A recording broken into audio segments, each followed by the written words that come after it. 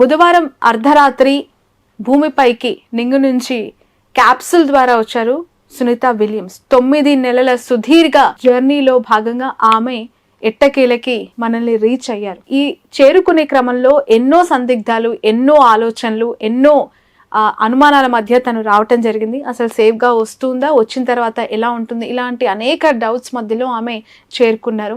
ఇప్పుడు తన ఆరోగ్యం పైన అందరికీ చాలా సందేహాలు వస్తూ ఉన్నాయి.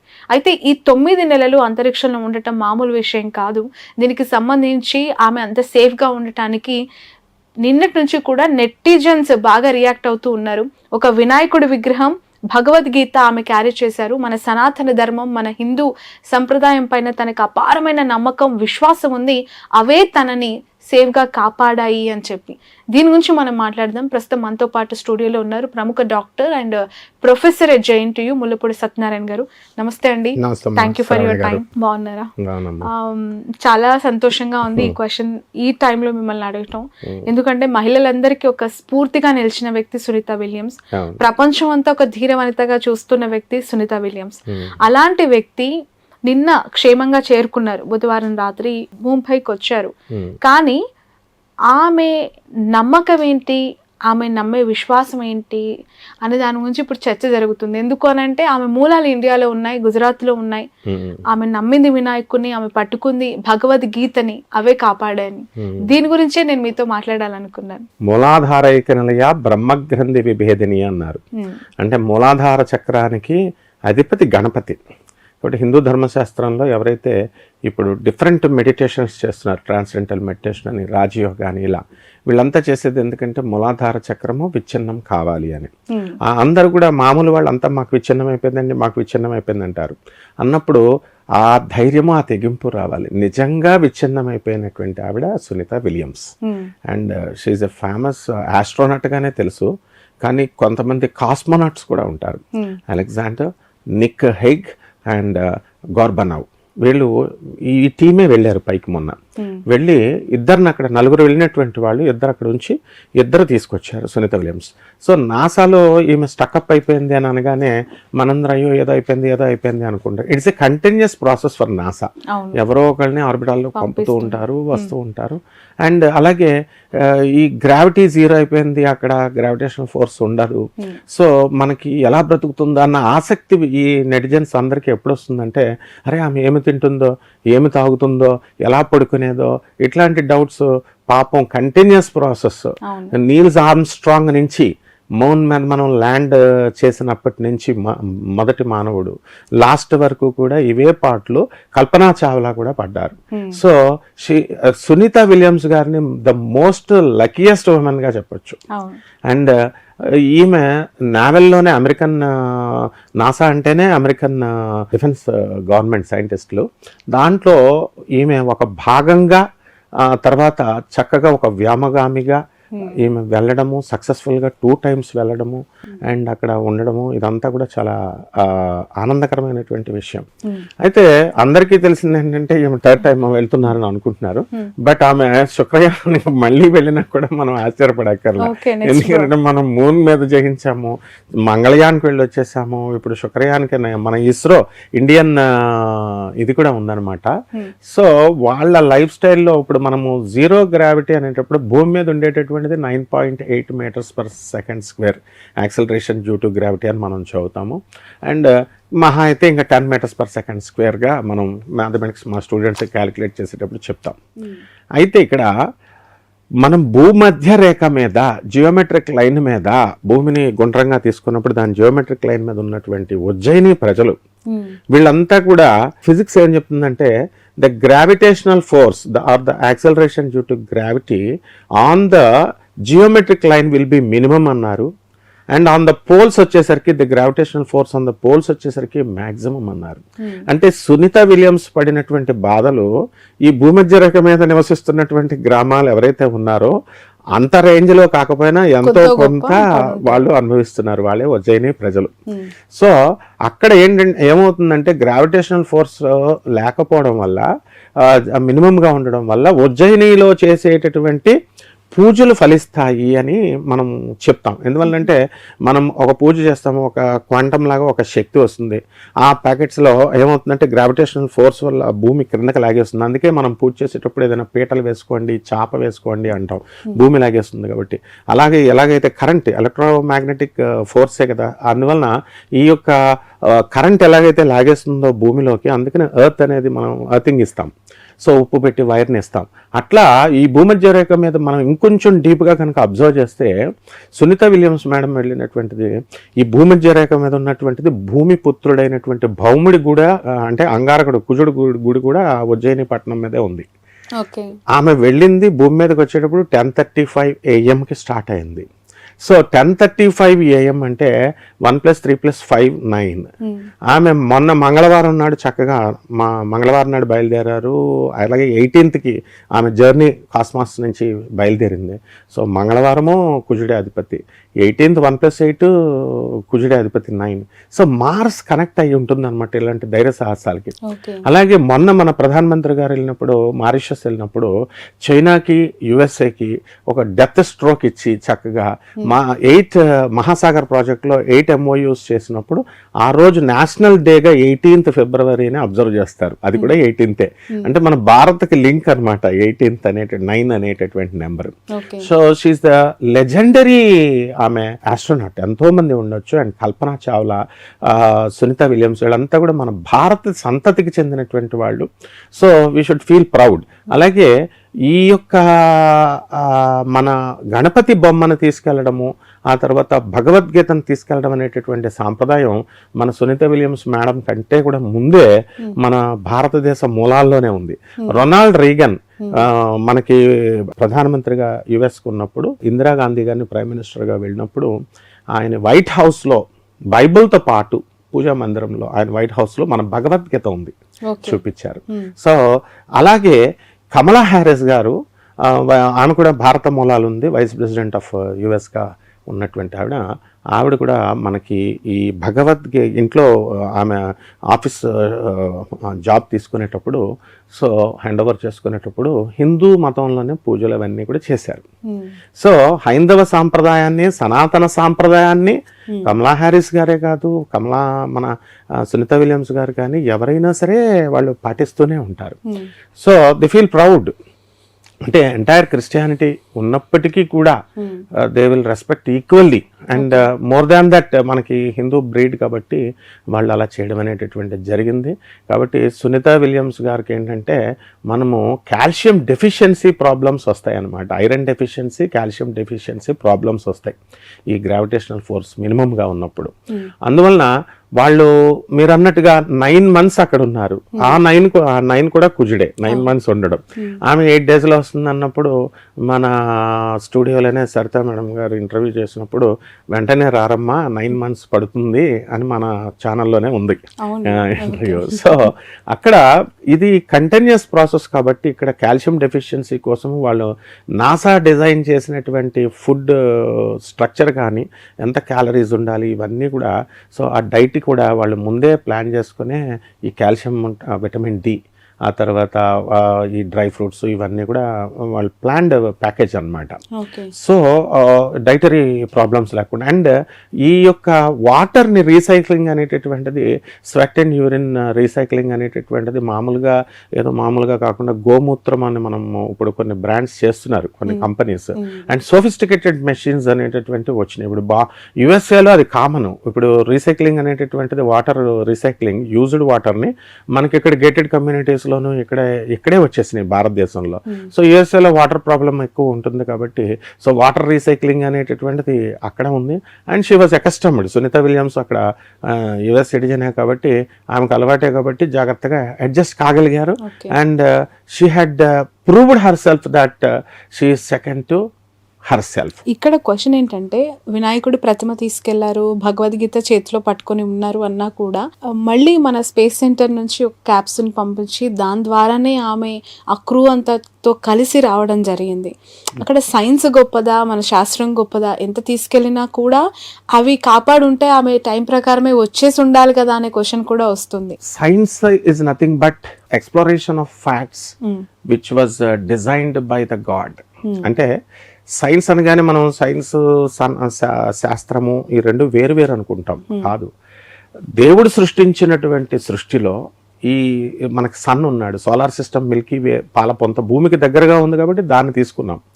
కానీ మనకు అలాంటి సూర్యపొంతలు ఎంత ఉన్నాయి? 3 × 10⁻11 సోలార్ సిస్టమ్స్ ఉన్నాయి, సన్స్ కూడా కాదు. అంటే 3200 సోలార్ సిస్టమ్స్ ఇప్పుడు కనిపెట్టగలిగాం మనం, అంతే. అంటే ఇంకా అలా పరిశోధనల ఇంకా అవి ఉన్నాయి. సో అటువంటి చేసినటువంటి వింతల్ని కనిపెట్టడం చేసేటటువంటి ప్రక్రియకే ఉపయోగపడేదే సైన్స్ అన్నమాట. అంతేగాని science is a part of సనాతన ధర్మ. కాబట్టి అది వేరు ఇది వేరు కాదు. అందువల్ల వినాయకుడికి విగ్రహము ఆ తర్వాత భగవద్గీత తీసుకెళ్లారు కాబట్టే ఆమె తిరిగి రాగలిగారు. ఎందువల్లంటే అలా కాకుండా వెళ్ళి రాలేకపోతే కల్పనా చావ్లా ఒక ఫ్రాక్షన్ ఆఫ్ సెకండ్లో పాపం ఆమె కేవలము 1 సెకండ్ ఫ్యూయల్ లేక ఆమె ప్రాణాలు కోల్పోవాల్సిన పరిస్థితి వచ్చింది. సో మనకి ఇంటర్వ్యూస్ ఇచ్చినటువంటి వాళ్ళు కూడా నాసా వాళ్ళకి లేదా డౌట్స్, వీళ్ళంతా ఏమో లాస్ట్ 7 సెకండ్సే చాలా క్రూషియల్ టైము, వస్తారో రారో అనేటటువంటి డౌట్ మన ప్రజలకు ఉందేమో కానీ, ఇంటర్వ్యూ ఇచ్చేటటువంటి వాళ్ళకు ఉందేమో కానీ, ఆమె సునీత విలియమ్స్కి ఒక్క పాయింట్లో కూడా లేదనమాట. ఒక్క 0.001% కూడా ఆమెకు ఆ డౌట్ లేదు.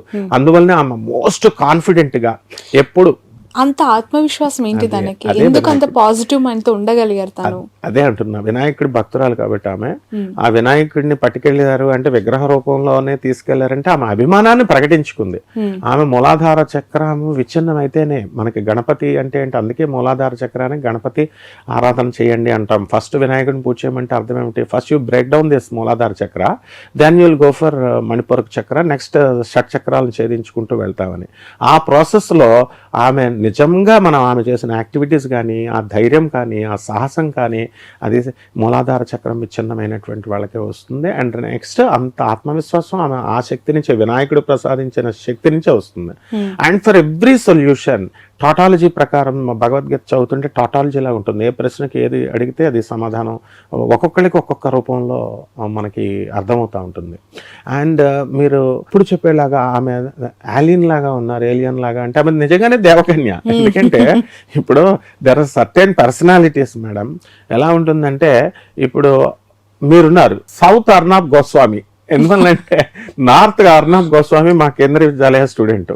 సో ఆయన ఇంటర్వ్యూస్ చేసేటప్పుడు is very Arnab Goswami sir చేస్తున్నారంటే చాలా సంతోషంగా ఉంటారు. అలాగే శ్రావణి మేడం చేస్తున్నారు అని అంటే we waited for 5 years for your interview.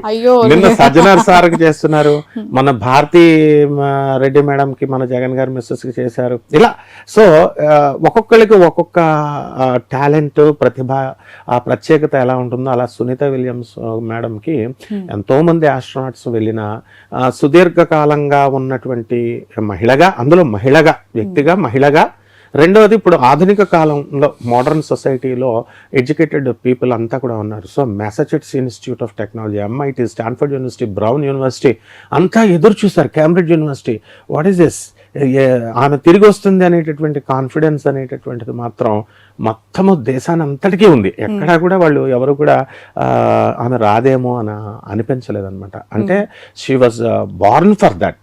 అందువలన ఆమె ఆ కార్యం చేస్తుంది. అంతేకాదు మనందరం ఆశించాల్సింది ఏంటంటే మళ్ళీ మేడం శుక్రయాన్లో పార్ట్ అయి ఉండాలి. ఇస్రో సెలెక్ట్ చేసినటువంటి వాళ్ళల్లో ఈ టీంలో ఆమె డెఫినెట్గా ఆమెకు ఆ గట్స్ ఉన్నాయి, చేస్తుంది కూడా. ఎందువల్లంటే she is the most experience. ఇప్పుడు ఆమెకు మించి ఎక్స్పీరియన్స్డ్ లేదు. అండ్ ఆమె హెల్త్లో కూడా మనం అబ్జర్వ్ చేస్తే మరీ అంతగా హెల్త్ ఏమి డీజనరేట్ అయినట్టు ఏం లేదు. ఎందువల్లంటే అక్కడ జీరో గ్రావిటీలో కూడా ఆమె టేకప్ చేసిన ఛాలెంజెస్, ఇంకా ఆ బచ్ విల్మోర్ కూడా, ఆ కంపానియన్ కూడా అలాగే ఉన్నాడు అనమాట. ఆయన కూడా కొంచెం ధైర్యశాలిగానే ఉన్నారు. అయితే ఆమెకి దాదాపు 60 ఏళ్ల వయసు, ఆమె మొహం అంతా కూడా ఆ చర్మం పొడిపాడిపోవడం, ముడతలు పడడం, ఆ ఏజ్ లో ఆమె ఆత్మవిశ్వాసాన్ని చూసి నాలాంటి వాళ్ళు ఎంతో మంది ఇన్స్పైర్ అవుతున్న సందర్భం ఇది.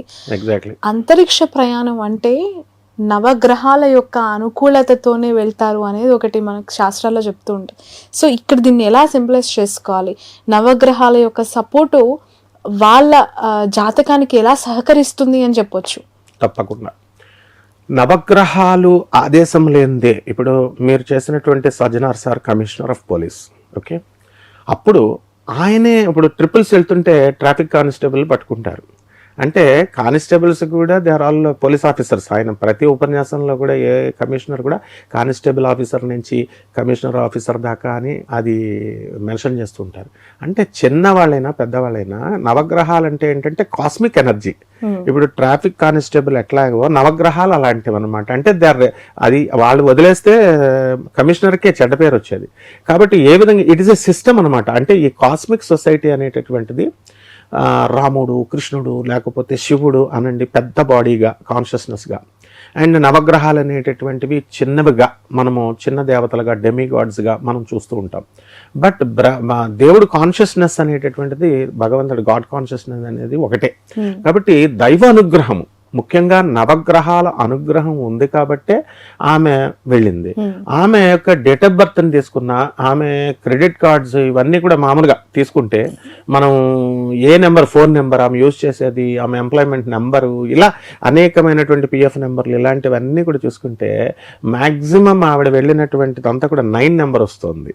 సో ఆమెకు కుజుడు అనుగ్రహం కంప్లీట్గా ఉంది. అండ్ ఆమె చూడండి, ఆమె వెళ్ళింది కూడా జూన్ మంత్లో వెళ్ళారు. సో తర్వాత ఆమె ఆ జూన్ మంత్ అనేటటువంటిది శుక్రుడు అనమాట. సో తప్పకుండా ఆమె వెళ్ళినటువంటి ప్రతిదీ కూడా మనిషి మనం గమనించాం, కానీ ప్రతి మనిషి జీవితంలోనే ఉంటుంది. నవగ్రహాల రోలు లేనిదే మానవుడు ఉండలేడు.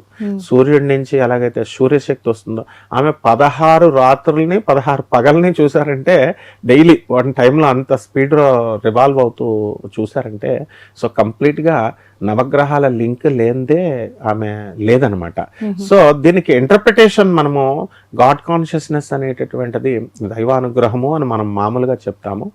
అండ్ ఆమె చాలా పిన్ పాయింటెడ్లో కూడా చూడండి, అక్కడ అబ్జర్వ్ చేస్తే ఆమె నాసా లైవ్లో ఇచ్చినప్పుడు ప్రతిదీ మ్యాగ్నెట్స్, ఆ ఫుడ్ పార్టికల్స్ని డైనింగ్ చేసేటప్పుడు వాళ్ళు మ్యాగ్నెటిక్ పవర్ అక్కడ పనిచేస్తుంది.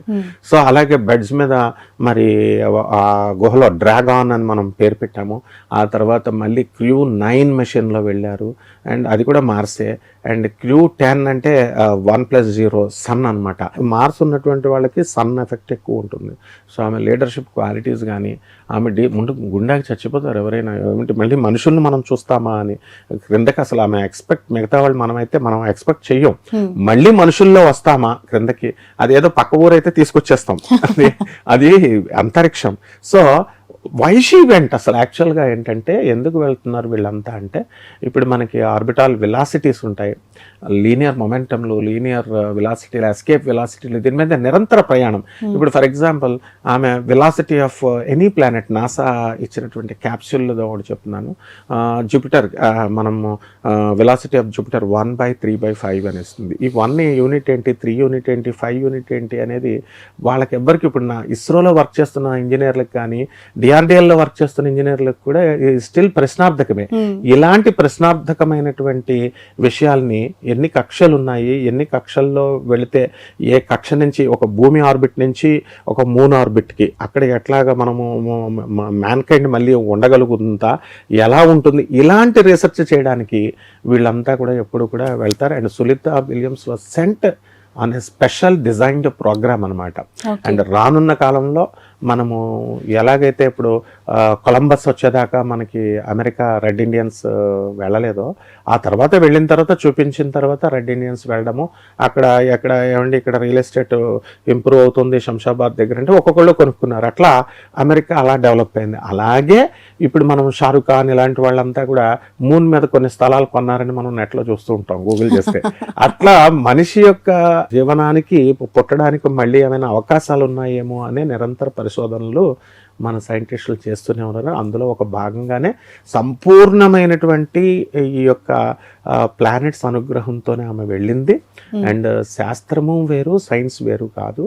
సో డెఫినెట్గా ఆమె ఎంత సాధించినటువంటి మన సైంటిస్టులు తప్పకుండా మ్యాన్కైండ్ని అక్కడికి వెళ్ళడం, ఇప్పుడు యుఎస్ఏ ఫ్లైట్ వెళ్ళే మీద ఎలా వెళుతున్నామో, అండ్ రానున్న కాలాల్లో తప్పకుండా మానవ ప్రయాణాలు అనేవి ఎక్కువ జరుగుతాయి. జరగచ్చు. డెఫినెట్ గా జరుగుతాయి, డెఫినెట్ గా. ఎందుకంటే సబ్మారైన్స్ ఉన్నాయి ఇప్పుడు కొన్ని కంట్రీస్ లో. సబ్మారైన్ సముద్రం అడుగు భాగంలోకే మనం వెళ్ళి వస్తున్నాము. ఇప్పుడు వీళ్ళు కూడా మనం చూస్తుండగా చాలా మంది వెళ్ళారు స్పేస్ లో, వెళ్ళి వస్తున్నారు. సో డెఫినెట్గా అలాంటి టెక్నాలజీ అండ్ ఈ ఇన్నోవేటివ్ స్కిల్స్, ఇన్నోవేషన్, ఈ క్రియేటివ్ స్కిల్స్లో పెరుగుతూనే ఉంటాయి. అండ్ డెఫినెట్లీ మనం చూస్తున్నంతలోనే 2043కి మనం డెఫినెట్గా ఇండియా సూపర్ పవర్ అవుతుందని చెప్పేసి అందరూ చెప్తున్నారు. పోతులూరు వీరబ్రహ్మేంద్ర స్వామి వారు కూడా చెప్పారు.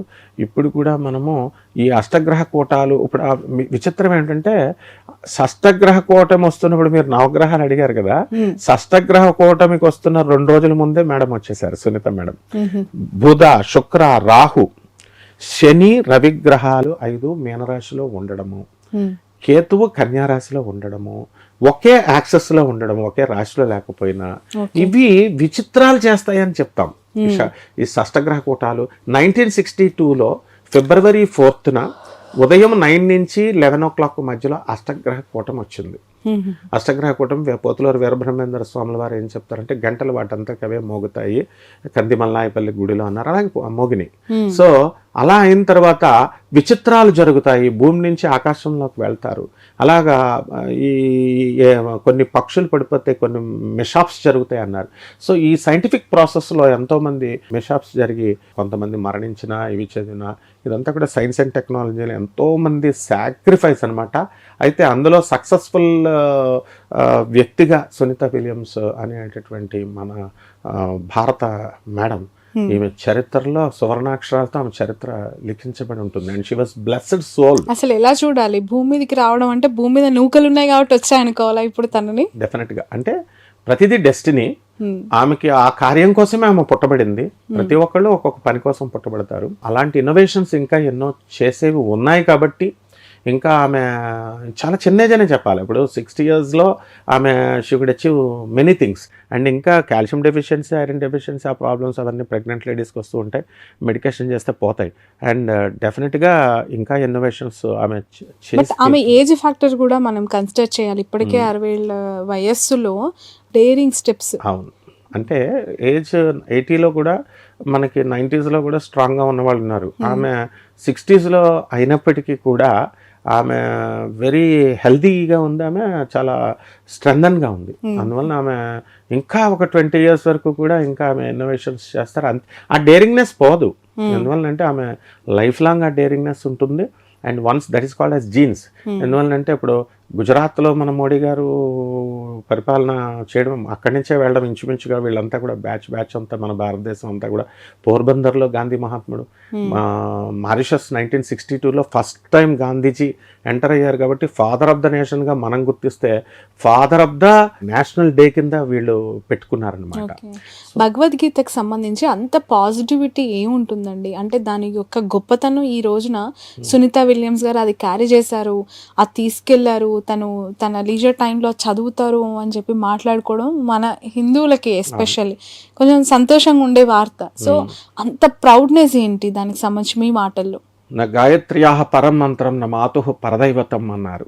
మంత్రాల్లో గాయత్రిని మించింది లేదు. భూమి మీద మన తల్లిని మించిన దేవత ఉండదు. అలాగే భగవద్గీత ఏమని చెప్పబడి ఉందంటే కృష్ణం వందే జగద్గురుం చెప్పినటువంటి వాడు కృష్ణుడు. అర్జునుని మెషగా తీసుకొని మొత్తం మానవాళ్ళందరికీ కూడా కఠినమైనటువంటి సమస్యలు అన్నిటికీ కూడా పరిష్కార మార్గాన్ని చూపించినటువంటి శాస్త్రము భగవద్గీత. అది సర్వ వేదాలకి 4 వేదాలు, 18 పురాణాలు, ఉపపురాణాలు, ఉపనిషత్తుల సారమే భగవద్గీత. కాబట్టి అది కేవలం ఏదో మత గ్రంథం కింద మనం చూస్తే అది చదవలేం. ఇప్పుడు క్రిస్టియన్స్కి ఉన్నారు, బైబిల్ చదువుతారు, డైలీ చదువుతారు వాళ్ళు. చూడండి, చర్చ్కి వెళ్తారు, చదువుతారు, ప్రీచ్ చేసేవాళ్ళు ఉన్నారు. ఖురాన్ తీసుకుంటే లా ఇల్లా ఇల్లల్లా మహమ్మద్ రసూలుల్లాహ్ అల్లాహు అక్బర్ అల్లా అని కలిమాలు చదువుతారు, ఖురాన్ చదువుతారు, చెప్పేవాళ్ళు ఉన్నారు. అక్కడ మనకు భగవద్గీత భారతదేశంలో చెప్పేవాళ్ళు లేరు. పంతులు గారు ఈ పూజ చేయి ఆ పూజ చేయి అంటారు తప్ప ఈ భగవద్గీతని మనము ఇన్ని అధ్యాయాలు డైలీ చదవాలా డెఫినెట్గా అనే స్కూల్లో అది మనం పెట్ల. ఇస్కాన్ వాళ్ళు వచ్చిన తర్వాత, వేదిక్ యూనివర్సిటీస్ పెట్టిన తర్వాత భగవద్గీత గురించి ఎక్కువ చెప్పడం జరుగుతుంది. అందులో క్లియర్గా ఏంటంటే ప్రతి ప్రాబ్లంకి సొల్యూషన్. సపోజ్ ఫర్ ఎగ్జాంపుల్ ఇక్కడ ఆయన ఏం చెప్తాడు, కర్మను చేయండి అంటాడు భగవంతుడు, కృష్ణుడు. చెప్పి మళ్ళీ కర్మత్యాగం అంటాడు, కర్మని వదిలేసే అంటాడు. అలాగే భక్తి జ్ఞాన యోగం అంటారు, మళ్ళీ దాన్ని కూడా వదిలేయమంటారు. సో ఇలా మోక్ష సన్యాస యోగం, భక్తి సన్యాస యోగం, ఇలా యోగాలన్నీ చెప్తూ అల్టిమేట్గా కావాల్సింది మోక్షం అంటారు.